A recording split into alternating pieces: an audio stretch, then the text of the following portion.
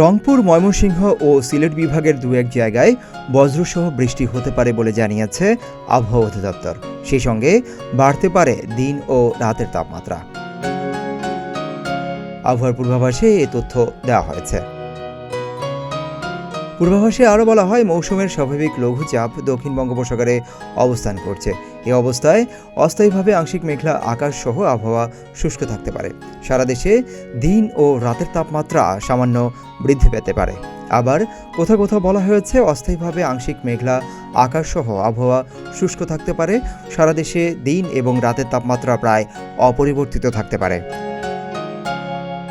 বুধবার রংপুর, ময়মনসিংহ ও সিলেট বিভাগের দু-এক জায়গায় বজ্রসহ বৃষ্টি হতে পারে। এছাড়া দেশের অন্যত্র অস্থায়ীভাবে আংশিক মেঘলা আকাশ সহ আবহাওয়া শুষ্ক থাকতে পারে।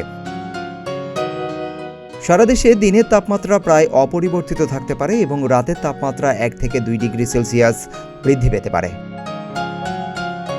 এদিকে আবহাওয়া অধিদপ্তর আরও জানায়, আগামী 5 দিনে শেষের দিকে তাপমাত্রা বৃদ্ধি পেতে পারে। সিদ্দিকুর রহমান রোমন, প্রতিদিনের বাংলাদেশ।